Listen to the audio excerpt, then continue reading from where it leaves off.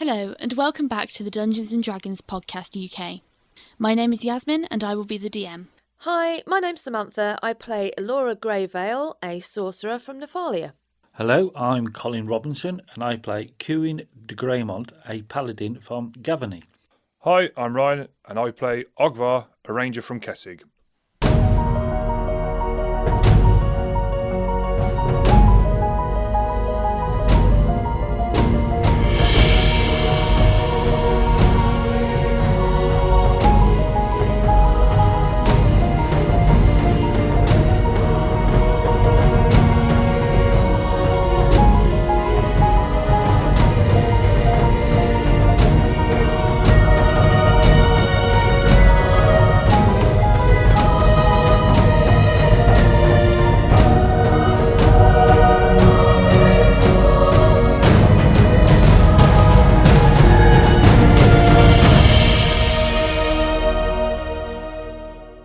While mulling over a mug of mead in the Mercenary Guild, our adventurers admit being attracted to the Contracts for Coin lifestyle.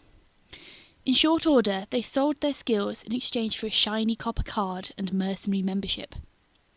We drop back into things as they are sat in quiet contemplation at the table in the tavern, tankards in hand. Episode 19, Mysterious Merchants. Okay, so the point we left off, you have just received your copper adventuring cards, your Contract Valour membership cards. Woo! You're sat in a corner of the guild's kind of pub, restaurant, seating area, bar area. Yeah. And the young lady who had just given you them, she's just walked off. What would you like to do? Oh, what time is it? I'm not sure if we've eaten yet. So you had your kind of a brunch and then you've been around town, so I'd say it's probably about 1 o'clock now. Okay, so do we go looking... Well, I'm going to tell you about this. Did I tell you about the obnoxious French block? I didn't know. Right, so how did you two get on? I managed to get rid of the finger blades and a few bits and pieces. We've got a bit of money in the old coffers. Oh, excellent. How much did you get for those? Well, I can't remember exactly.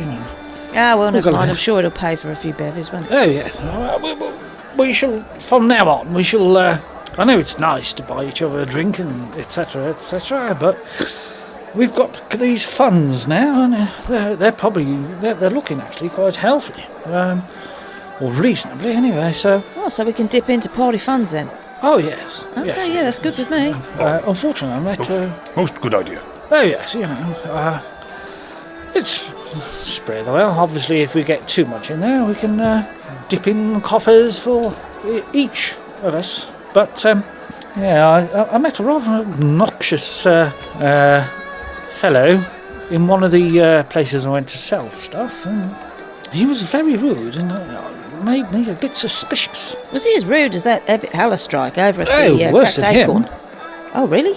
Yes. I thought he was pretty obnoxious myself. No. Not a very nice character. No, he was. He sort of basically turned around and said, "I don't serve your type." Your type? You wouldn't serve a paladin? No. You're from an affluent background. I know. I shall have a word with Casper. But Oh, fantastic. I'm telling on you. I'm telling you, yeah. You're going to go for the family mafia. You'd be surprised how influential Casper actually is. Yeah, I do know that, yeah. Yeah, so I shall see if I can get a few digs into that gentleman. Well, Gentleman word. Yes. justice further down the line then. Oh, yes. Well, Well, you managed to sell most of the stuff still. yes, well, still got there. Not a total loss. But nobody wants this whip blade thingy. Well, maybe we can try with that down at the underground arena. Yes, I suppose so. I'm not quite sure have a what- look at that anyway. I'm not quite sure what goes on down there, but it sounds like it might be the sort of place to perhaps offload that. Yes. Probably won't open there though until later, by what I hear. No, it's an evening thing, isn't it? I think. Well, we went and we met a very nice chap, big chap called Leonard. Was it? That was his name, wasn't it? Leonard's Leonard. Leatherwork or something. Anyway, he's making us. He's making me a new home that Rowan can roost in. Oh, splendid. Yeah, so it's going to be like a pouch type thing. Give him a little bit more protection. Oh, awesome. I haven't told Rowan though, because he's still asleep. Yes. And Ogvar, indeed, Ogvar's bought something. Oh, yes, sir. And I'll just, like, tap the side of my nose to, like, just, like, hold up the bag butter and the leather care kit. So I'll just, like, winking for a new acquaintance. Oh, right. Well, okay. So, bag butter. Oh, okay. You've left it out of the Cuin. bag now, haven't you? Yeah, you've Oi, got oi, it. what you got? What you got? We've got nothing. It's all right, Orland. Don't worry. Oh, okay. Okay, and everyone, roll me a listen check. Listen. Nope, that'll be a 7 from Elora. It'd be a 22 all in for Ogvar. Is that a natural? No. It's And a 16 17 plus for me. Okay, and with all that, none of you hear anything. All you hear is the sounds of, the guild, general guild sounds, the sounds you've been hearing for the past kind of half an hour or so. He doesn't hear anything with the 22. He doesn't hear anything with the 22, no. Wow. There's not anything to hear. And you're all having this conversation when you hear, "So, I hear you may have something I'm interested in." And out of nowhere, a man has appeared. And he's pulled a chair and he's sat at your table. Hello? Greetings. Who might you be? I am Settle. Oh, hello there. So, I'm Ogvar. Elora's kind of stopped mid-sup, and she's just eyeballing this guy over the top of the rim of her mug. So he's pulled up his chair, and he's pulled his chair so the back of it's in front of him, and he's leaning on top of the chair. And you can see that he's wearing a dark navy kind of robe almost. He's got a wide black sash tied around his waist, and there's all sorts of pockets attached to his sash, and he's got this big heavy backpack on his back, and it looks like a hiking pack. It's got a wooden frame and it's stacked high, and there's all sorts of bits tied on the outside around it, and he's got a large hat on, and around the hat there's a thick net kind of veil almost, which he's pulled up. And when you look at him, he's got quite tanned skin, he's got dark features, dark hair, and he's got a small dark moustache and beard. And he just looks at you all and goes, "So, you wish to sell an exotic item, I hear? Then I am the person for that." I think you might be you there, Cuin. Do you keep bees? No. Oh, just thought I'd ask. Looking at your hat, looked like you might keep bees. I like honey. Oh well, never mind. So, do you remember who Sato is? Yes, it's all right. You know those... Sorry, this is What's he lost? off air. Oh, I You see. know those things that I bought? Things? That give you a white one. I mean, my black one I had on here. It's under the edge of your top Oh, sheet. it's there. He's been Oh. looking everywhere for that. I wonder what he was doing. He was busy there for ages. I just had it. Yes, yeah, right, yes. We've got this masterwork whip dagger. Do you know much about it? Of course. Exotic weapons are my speciality. Oh, really? What sort of? We don't really. Cuin, do you know this guy? I don't know him. No, do you? I have been told that I went to the place where I sold the bits and pieces. So there was a fellow No, he's a travelling merchant.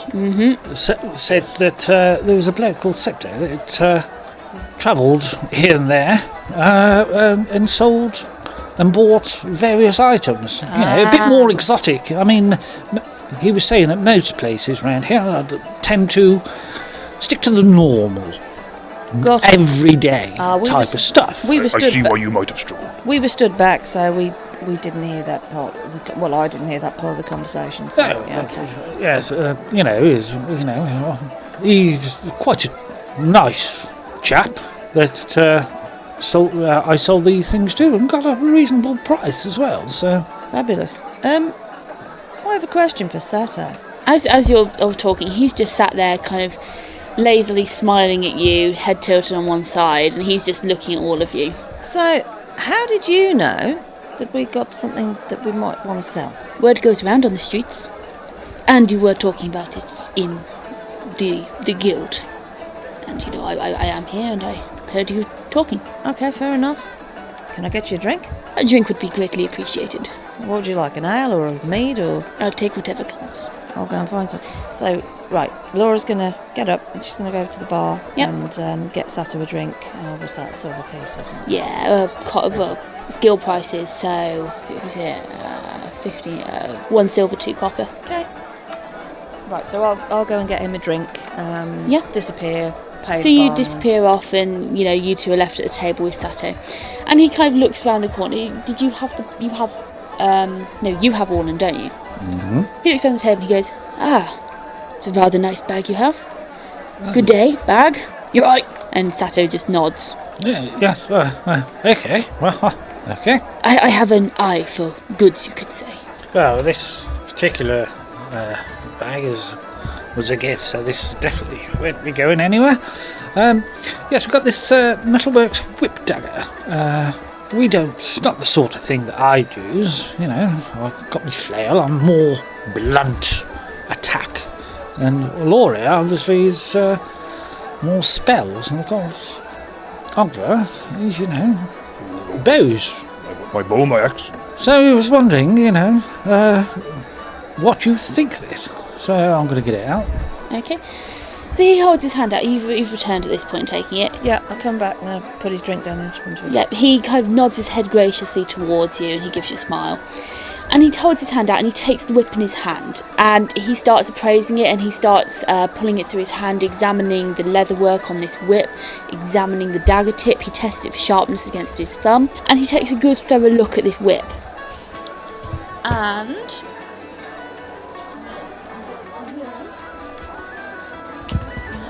it's over here.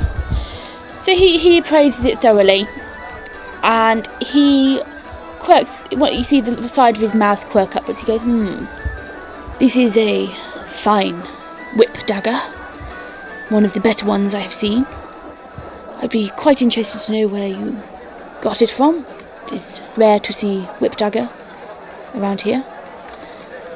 So I offer you 167 gold pieces. Yes.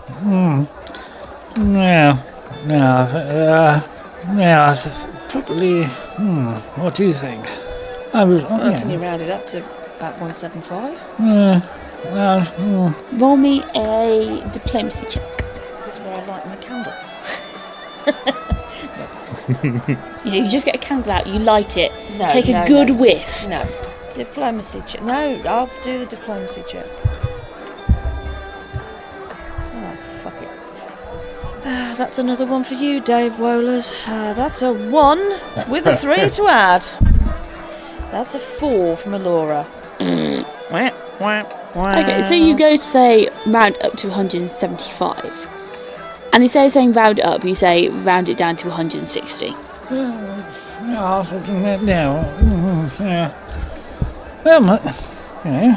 He quirks his lip and he goes, I think you mean round up. I tell you what, I can do 170 gold pieces. I like you guys. You're interesting. Yes. Well, the smith said it was, not the usual weapon. So you have the two things where do we, rare ability and how good it actually is. Cuin, do you want to actually use this thing? Well, no, not really. No. Then do you want to carry it around? Well, we'll shove it in our young friend here and... Oi, I'm not young. Age is a state of mind, young man. Ha ha ha. You're not going to charm me with that. I think Well, I think just let it go. Waiting so soon. Okay, yes. Put it into the coffers and we'll be able to get something more useful, suited to one of our abilities. Yeah, I kind of agree with that. Okay, right. Well, I will go with the mass here on this then, and 170 into the joint coffers. Okay, so he takes the whip and he rolls it so it's in a coil and he puts it on his hip and he pulls out a pouch and he hands you 170 gold pieces. Right, I'll slide that down the table to Cuin so Cuin can look after. He takes a good swig of the ale you bought him and he goes, I do not suppose you are looking for a quest? We might be, but why do you ask? Well, we have just joined the guild. He taps his nose, he goes, I have an eye for quests, you see. I see. You seem to have an eye for many things. I do, I only have 2 eyes, though. We may have reached your limit then. 2 things. I suppose, we're not doing anything exactly at the moment. What did you sort of possibly have in mind? I hope it's nothing illegal, because we're not really that sort. He gives you a grin, he goes, No, this is a guild quest. Oh, a guild quest. I travel around the cities and I am a good acquaintance of the guilds, and occasionally I do help with assigning quests. I have an eye for it. Oh, awesome. Yes. And he rolls his hand, and he kind of, you see his hand, he opens his hand up and he rolls his hand under and he just procures a piece of paper like that, seemingly out of thin air. That interests Elora. Yeah, and he holds out a piece of paper and he drops it on the table in front of you. Elora's hand's going to go out like lightning. Drag the piece of paper towards her, spin it round, have a look at it. It's kind of just to describe it, it's kind of a piece of parchment, a smallish piece of parchment with a really decorative border around it, and it's got a red wax seal on it as well. So the note reads, the services of brave adventurers are required in assisting the maintenance of the Ballantine estate. Interested parties must fulfil the following requirements. Dexterous, capable, versed in the arcane arts, cordial with beasts. Report to the servants' entrance of Ballantine estate. Reward 100 gold pieces per person, and it is signed with a very fancy signature. And in the bottom left corner you can see where one of the guild employees has actually written in some more legible hand, Emmanuel Enoch Ballantine, and there's a date on it. Right. So Elora's just going to drop that on the table and push it over to the others so that they can see it, if they want to.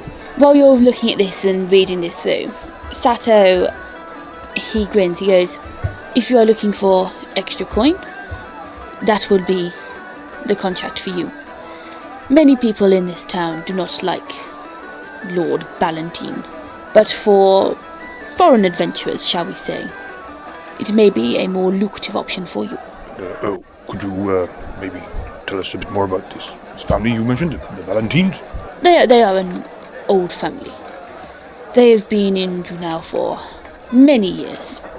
The current lord is Emmanuel Enoch Ballantine. He is a character, shall we say. I see. They have an estate in the noble district. It would be wise not to anger the current lord. They do have particular political power and some monopoly over the markets in Junau. Well, I suppose if we do something for him, that might put us in better stead if we're going to be around here for a little while. He chuckles slightly. He goes, I would not rely on that. For Lord Enoch is as changeable as the sea. Okay, guys, what do you want to do? Do you want to go and earn a bit of coin? Go and see what this quest is? Well, it's not a quest, is it? It's a job. If you want my opinion, just to interrupt, his butler Andrew would be the best person to make acquaintance with. Right, okay. Okay. And you want us to do this? It is up to you. Okay. Do you know anything more about the job? That's for me to know and you to find out. Okay. Well, it isn't. I've already given you some information for free. Right. Well, I see. Right, okay. He gives you a sharp, full, you can see his teeth in this grin, he gives you this sharp grin, and it's almost a little bit predatory. So, I'm taking it if we cross your hand with silver, we will learn more. Perhaps, but not today. Yeah, okay. Right. Oh, fine. Yeah. I'll go and I'm happy. I'll go and have a go at this. Yeah, we can. See what it's about. Yeah, we can all have a go. Yes. I All think so. for one for all. That's one way of looking at it. I think we should go find this Andrew first. Yeah. As, my friend here has recommended. And, maybe one of you two should keep hold of the letter. It's more your thing. Okay. Right.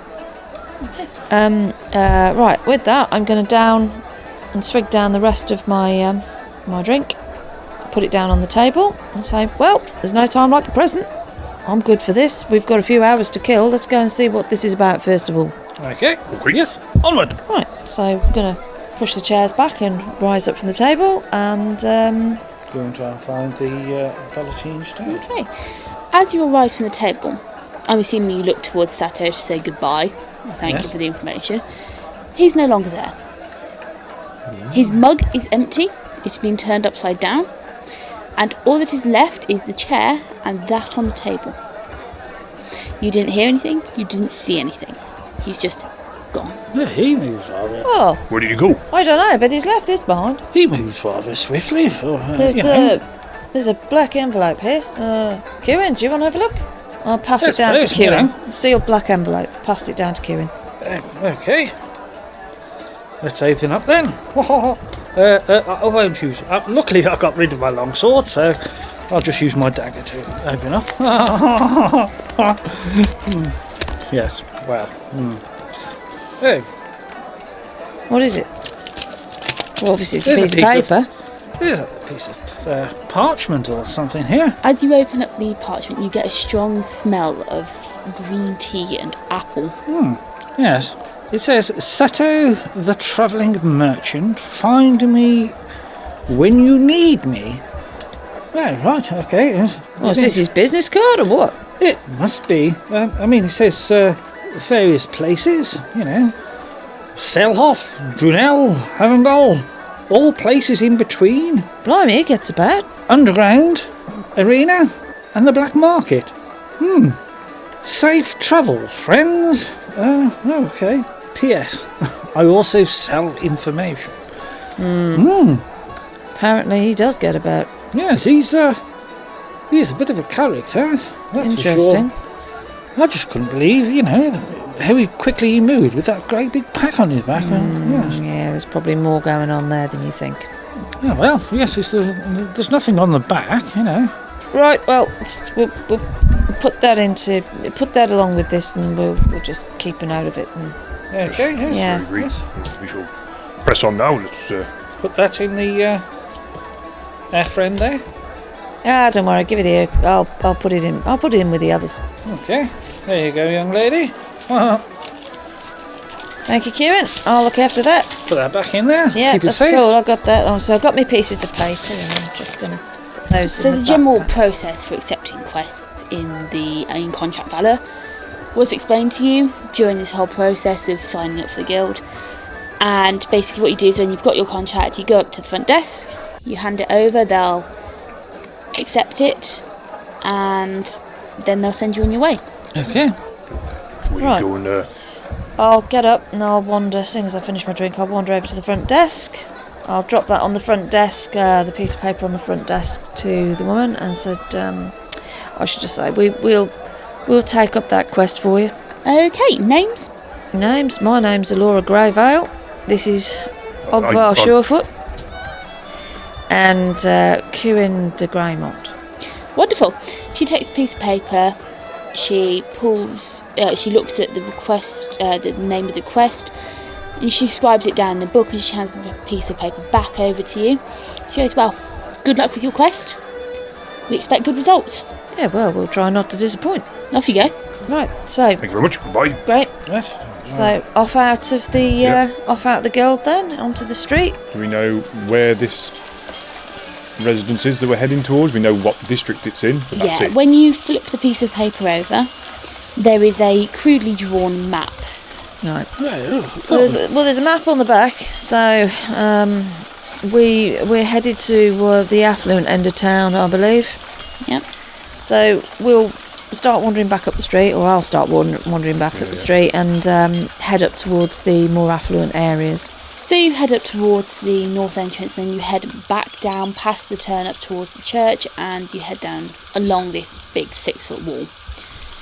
Eventually, you've been walking for a while, and the weather isn't particularly nice. It's raining, it's a bit cold, you've got a bit of a stiff breeze whipped up, but you come to a gate. The gate has got a couple of guards posted on it, and as you approach, they step out to meet you. Hello there. State your name and business. Oh, hello. I'm Ogvar, and this is my travelling friends. This is Cuin, and this is Elora. We are here on guild business. I'm going to shuffle in my backpack at this point, and I'm going to produce it and just hold it up. He takes a piece of paper from you. He looks at the wax seal on it. He goes, well, all seems in order. Off you go. Don't be causing any trouble now. Where can we find Andrew? Well, he's the butler. He'll be at the state.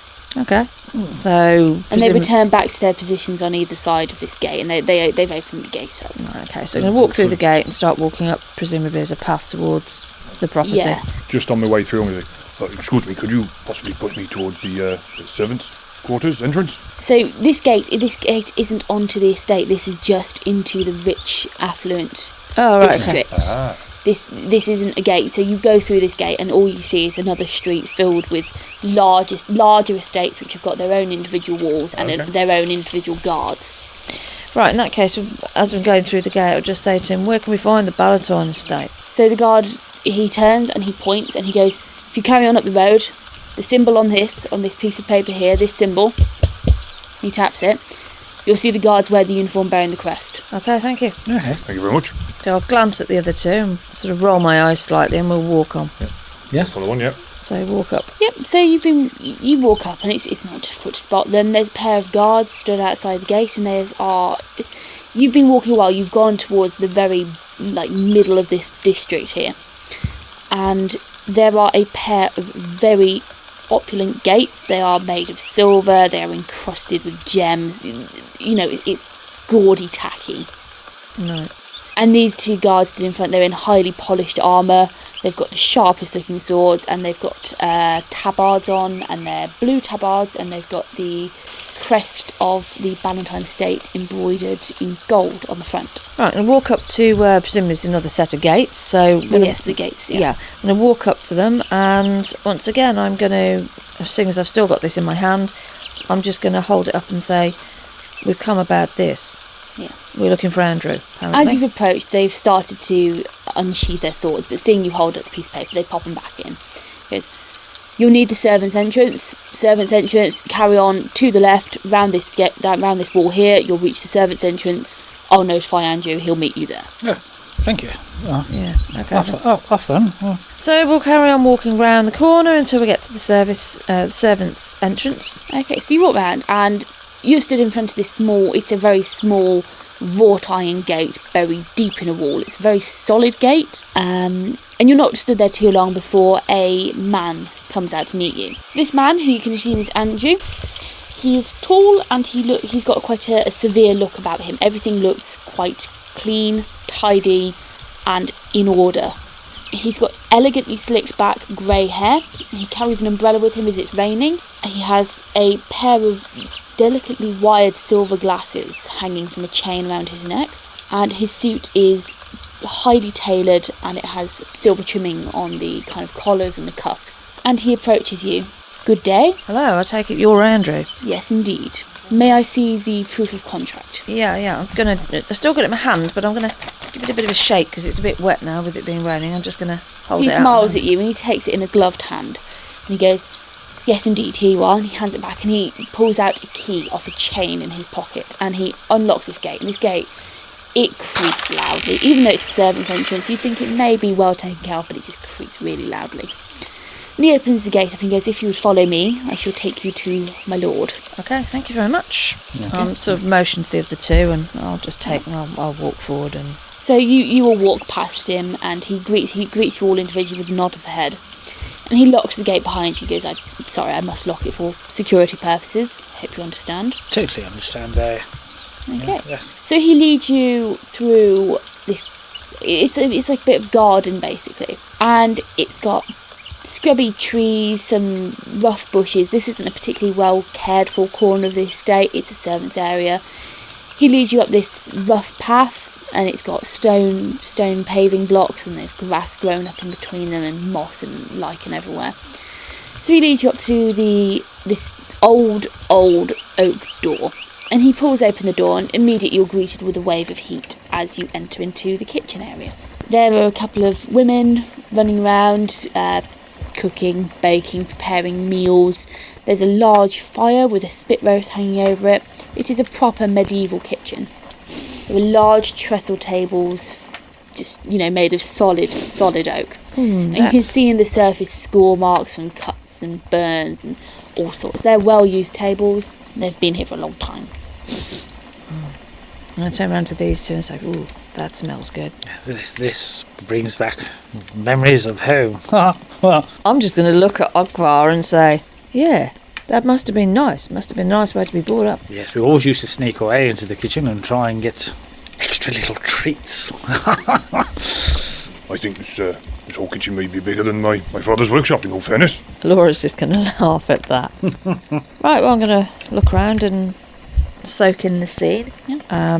Where's Andrew at this point? Is he still with us? He's with you. Okay. He's walked over to a cupboard and he's opened a cupboard and he pulls out 3 towels. He said if you would dry off, because you have been walking in the rain and I would hate to have to get Mary to polish the floors again. That's fine, it's understandable. Yep. So I am going to towel myself over, take my hat out, sort of, because the brim's got a bit of water on it, just fill that up with, mop it up with the towel a bit and just give myself a general shake my cloak a bit.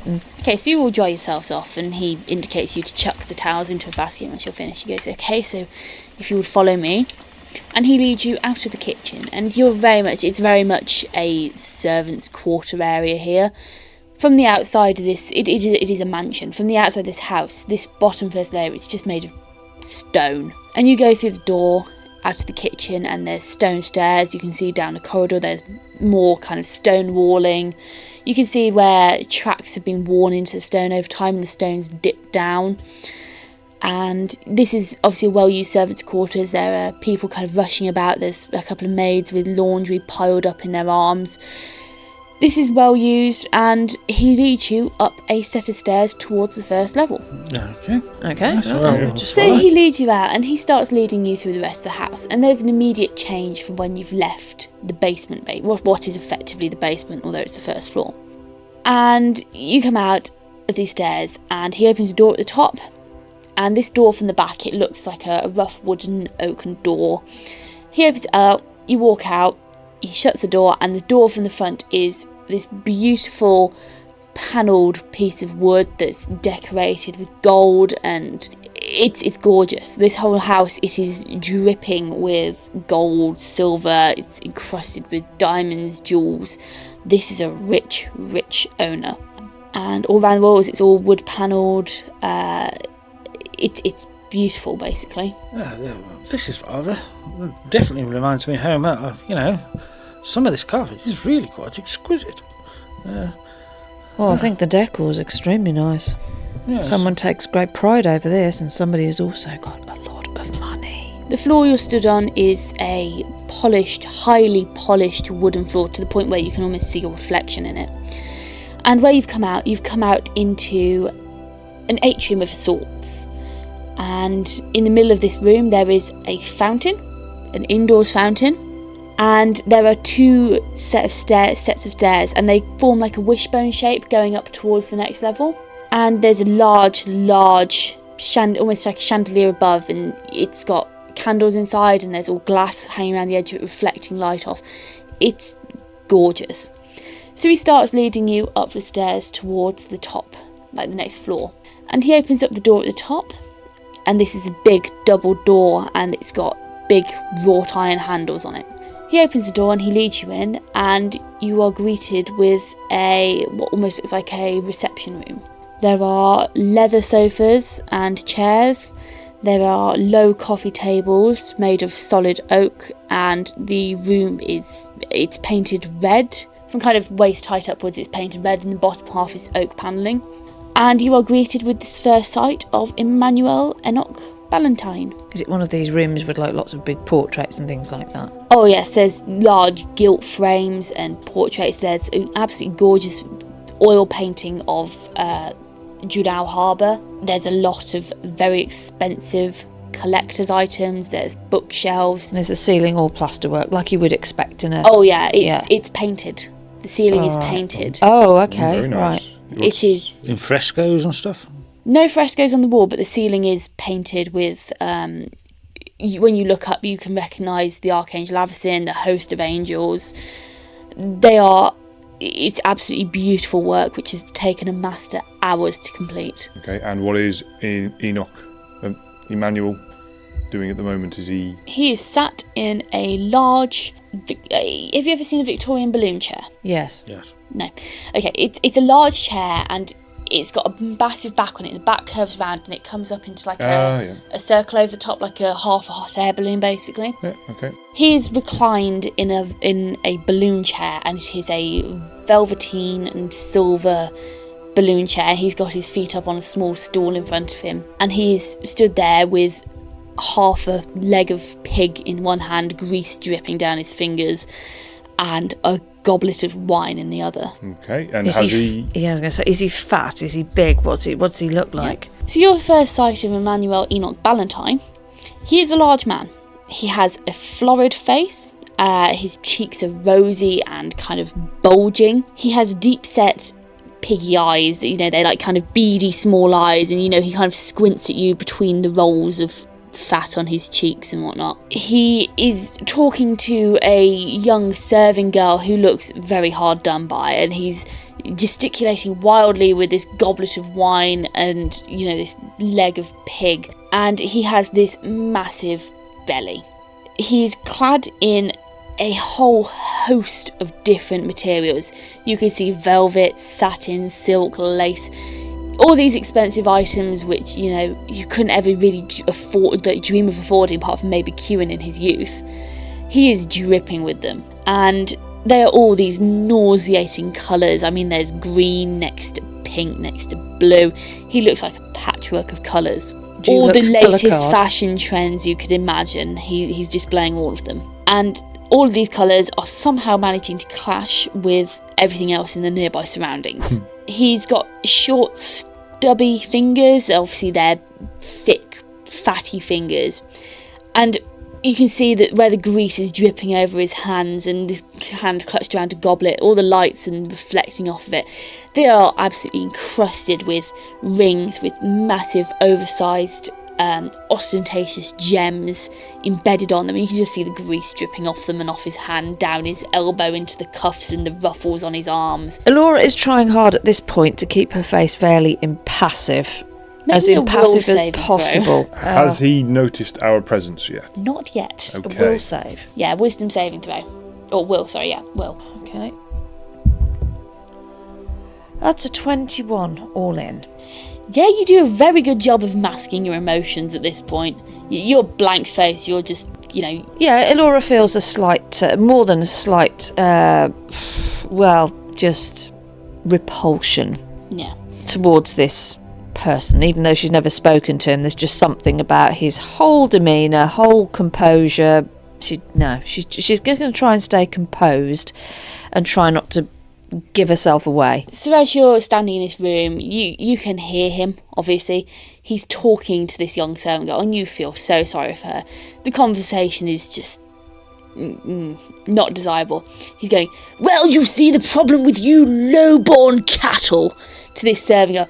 He is talking to her absolutely horrifically. And, it's... I'm going to turn, because Cuin, you stood next to me. Presumably Cuin stood next to me. You all stood together, yeah. Right, Andrew is also with you. I'm going to take half a step towards Cuin, and I'm just going to whisper. I'm putting my hand to my face to try and just deflect any sound.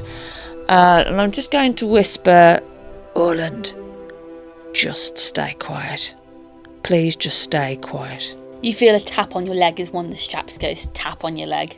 Yeah, I know, but please just stay quiet. Okay. Okay, I'll look at Andrew and say, "Do you need to introduce us?" He inclines his head and smiles at you, and he gives that smile where you look at him and you think, yeah, you're used to kind of people's reactions to him. You're not the worst reaction, you could probably tell from this expression, but he's used to dealing with his lord. Okay. And Andrew goes, my lord, and Emmanuel, he said, bleh, bleh, what, Andrew, what is it, who are these people?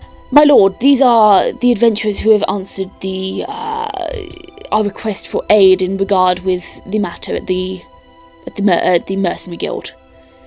Oh, well,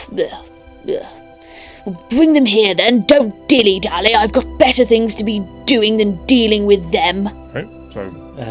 So Andrew turns to you and he gives you a smile and he goes, and he very quietly goes, I do greatly apologise. I must apologise for his behaviour, but I plead with you to bear with it. Yes, well... And in a louder voice he goes, now if you would please follow me to greet the Lord. Right, I'll step forward and follow Andrew. Yeah, I'll follow Andrew as well. Mm-hmm. I'm going to walk forward along with those and be muttering around this. Yeah. As you approach, you get this smell. You can smell. And it's not a smell of body odour like you might expect from such a man. Rotund. I wasn't going to say rotund, but just a man. Jabba the Hutt. Pig. And you get this smell of heavy oils. So first thing that hits you is the smell of roast pig, as he's waving this and it's wafting the smell around in the air. And then you kind of get the tinge of heady wine smell, and then you get hit with just oils. You can tell he uses scented oils heavily, and it is just a toxic combination. Everyone roll me a fortitude save. Be 11 all in for Ogvar. That'll be 16 for Cuin. I have got a potion of clear breath. That's a 24 from Elora, all in. Okay. Elora, having, already kind of schooled your face into this blank expression, you steel yourself even further and there's no reaction as you get even closer. Cuin, you smell it and you're like, it's not pleasant at all. You maybe pull a slight face, but otherwise you're fine. Ogvar, you gag. I go with a... Just turn my head down slightly. And I can realise what I've done and just go, ooh, ooh, and then look at a painting on the wall.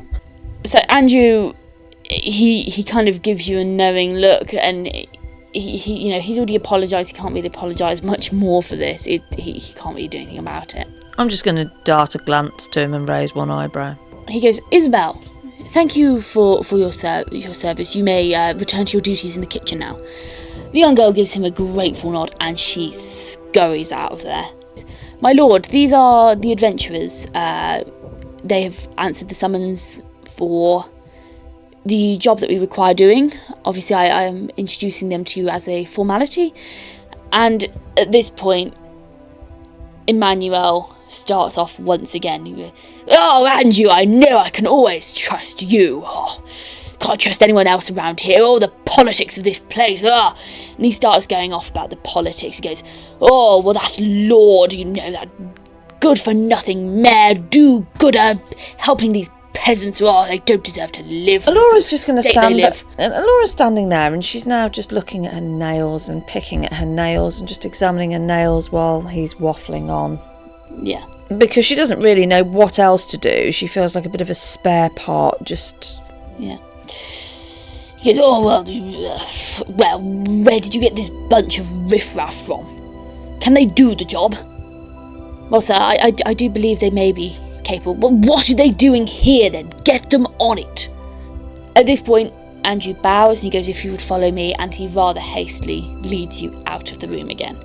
And as you leave, you can just hear him go, Emmanuel going, where's that servant gone? And he pulls on a cord, which you've noticed by his head, and a bell rings, and he goes, bring me more wine, wench. As Elora's walking away, she's got her back, obviously facing the Lord, and she's just imagining the bell cord going around his neck at this stage, and then imagining something pulling it really tight, and what kind of gurgling it would actually make. While Cuin is walking, he goes, that sort of thing should not be allowed. I come from wealth, and quite frankly, that is absolutely disgusting. Ogvar's just going to say under his breath, I think the pig might have smoked better when it was alive. If you ask me. Elora's going to laugh. Andrew, at this point, he's leading you down. He goes, I must apologise. I'm ever so sorry. This is the reason why no one who lives in Junau, none of the adventurers will come to the estate to solve the problem. We've had this it's not so much of a massive issue, but it needs sorting, and our gardener, he tends to the estate, and he's been unwell for the past month, and it really needs sorting out, but we haven't been able to get anyone to do it because nobody wants to work in this kind of atmosphere. You want us to do gardening? It's not so much gardening as... Because I'm not good with flowers. Yes, I'm not a floral kind of girl. Well, it's... You'll see what I mean when I'll take you there now. I was going to say, because, as you can see, my skill set is more hitting things than nourishing things, so... Well, I'm not talking about planting roses here. Oh, I don't like roses. Okay. Anyway, he leads you back down through the servants' quarters, and he leads you back into the kitchen, and he stops off and he grabs a basket of... he grabs a basket from one of the cooks, and he wanders outside, and... When you walk outside, you can see that the rain has stopped. There's still dew hanging off everything, but he leads you round, and instead of leading you out the servants' entrance, he leads you round the edge of the house, round this gravel path. And he leads you round to the back, what you can assume is the back of the mansion, and there are a large gardens. And everyone roll me a spot check. That's a 20 all in from Elora. Not in that, obviously. 7 all in from Ogvar. And that's a 20 all in for Cuin as well. Okay. Ogvar, you're a little distracted by, the outer side of this house and walking along this gravel. You're just a little bit distracted by everything else around. The size of the house and be like... Yeah. He's probably still feeling bilious, I would imagine. Yeah, you're probably not feeling so great either. A bit of fresh air's helping, but you're taking some deep breaths there.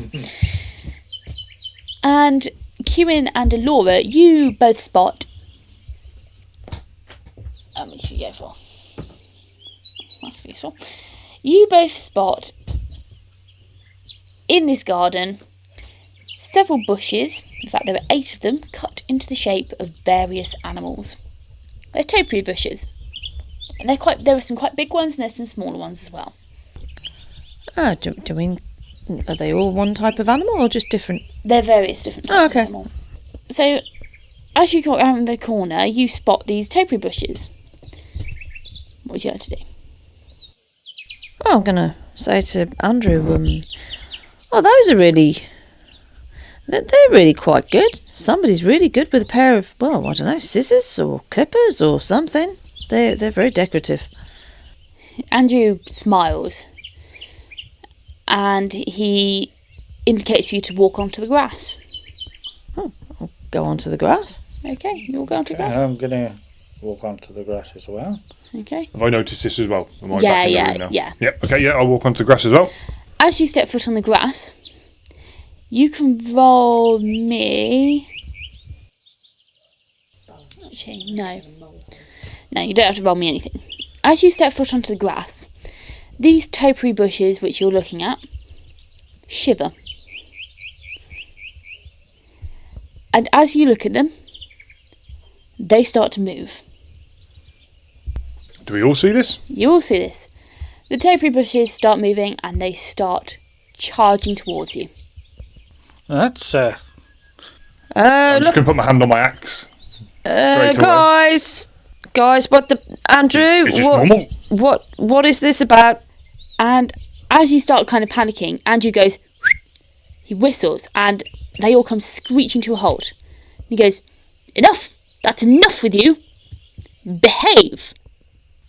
Okay, is somebody going to explain to me what's going on? And the smallest topiary bush, which is a direwolf, so it's the size of a horse. It's cut into the shape of a direwolf. That's the smallest one? It's the smallest one, yeah. It comes running over to Andrew and it puts out what you can only imagine is a tongue, but it's made out of leaves, and it starts kind of rustling and licking at him. You can make me a knowledge nature. Okay. And you can make me a knowledge arcane. That is going to be a 20 all in, Right. not that. I've got an 11 all in. Okay. You're looking at them and you can feel some kind of... This is obviously magical in some way, but you're not exactly sure. You've never seen this before. Ogvar, you recognise these as, she says, without having the name of the thing, Topiary Guardians. Andrew, would these be by any chance topiary guardians? His face lights up as he looks at you and goes, yes, indeed they are. They are, indeed. They're quite boisterous, these ones as well. Unfortunately, they're in the need for a bit of a trim. And our usual guard, as I said, he's been out for a month. He's been ill and there hasn't been anyone to give them a bit of a trim and they're looking a bit spriggy. Oh, I see. I see now, yes. That direwolf does have rather bushy eyebrows. Laura's laughing. Okay, who's got the scissors and who's going to go in first then? Cuin, you were quite good at shaving things, weren't you, with that long sword of yours? Yes, unfortunately, I no longer possess it. And my flail might cause more damage than actually trim. I've only got a dagger. That's all I have. But It's quite sharp, it's quite useful, but... well, yes, we can give it a go. Well, yours, yes. Apparently, Lester said it would cut anything. Right, So I'm going to you reach inside my backpack. All Wait right. a minute, I'm not done. Oh. So you recognise the Topiary Guardian as one of these. Oh, that's cool. That's a Oh, that's big old thing. huge. You Well, see it? different ones, yes. Can you see the colour green? Yeah. That's really... Yeah, Yeah. So Just for the listeners, we'll just point out that Cuin, our Paladin, Colin, is actually colourblind, which causes actually quite a bit of amusement on a number of occasions.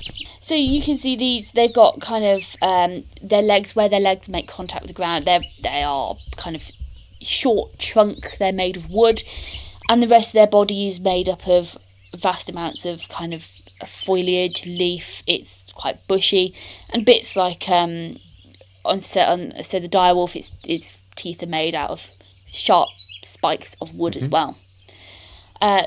With your 20 in knowledge nature, you know that a Topiary Guardian is a shrub or bush sculpted into the shape of an animal and then animated by arcane magic. As much decoration as defence, these creatures guard the courtyards of kings and nobles, blending in seamlessly among ordinary hedge sculptures. The Guardians spring to life only when an intruder enters the garden. Garden. yeah, I can say it's getting a bit saucy if you mention the God. Whatever take your fancy.